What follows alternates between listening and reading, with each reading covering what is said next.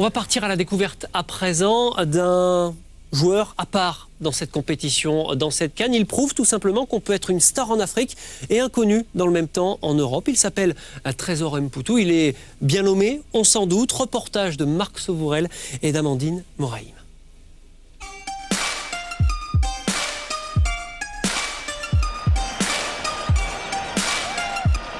C'est un incroyable talent, c'est-à-dire qu'il a tout. Ici en Afrique, je veux dire, Trésor, il est comme Messi.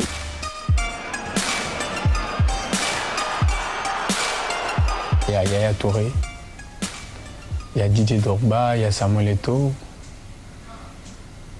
il y a Trésor Mputu. Tous, y compris lui, n'hésitent pas à le clamer haut et fort. Trésor Mputu est l'une des plus grosses stars du continent africain. À 27 ans, cet attaquant impulsif participe à sa deuxième CAN.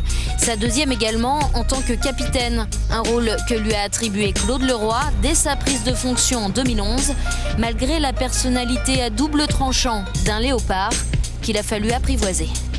J'étais nul, je vais te dire comme ça, j'étais nul. Il m'a formé, il m'a façonné.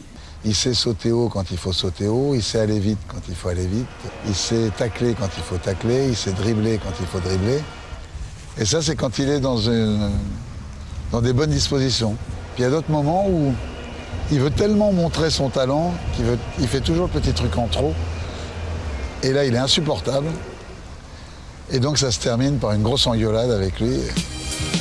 Et ce ne sont visiblement pas les années qui modifient le fonctionnement filial entre ces deux hommes.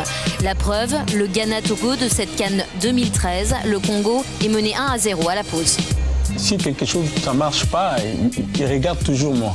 Il en a pris vraiment une couche très très sévère. C'est normal, il soit dire avec moi parce que j'ai un père. Qui aime bien châtie bien, c'est vraiment un personnage, un homme et un joueur que j'adore, quoi. Le message est bien passé. 53e minute, mené 2-0. Mputu prend alors ses responsabilités de capitaine et remet son équipe en ordre de marche. Il inscrit le premier des 2 buts congolais. Je prends le courage et puis j'amène tout le monde, quoi. J'amène tout le monde, alors c'est pour cela qu'on a fait des dés. On a fait des buts partout. Prophète en son pays, Trésor Mputu a tout gagné sur le continent africain. Le championnat du Congo, la Ligue des champions, des titres de meilleur buteur. Largement de quoi prétendre à un avenir européen. 1000 fois d'ailleurs, les Congolais l'ont vu signer pour Marseille ou encore Arsenal.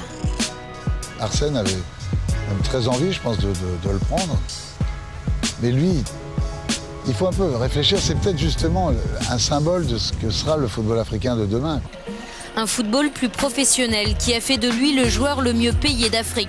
C'est ce que réussit à lui proposer le tout-puissant Mazembe. Il y contente les fans et l'encadrement et ils le lui rendent bien.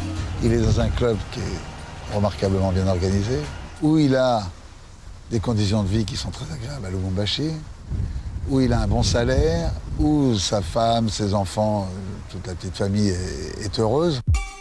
Alors, que demander de plus ? Une victoire en Coupe d'Afrique des Nations et pourquoi pas créer la surprise dès cette année. Alors est-ce que ça veut dire, Pape Diouf, que l'Europe ne fait plus rêver? Mais c'est pas ça, c'est que lui, comme l'a dit Claude Leroy, d'abord il est très bien payé par son club, le tout-puissant Mazembe, avec son président Moïse.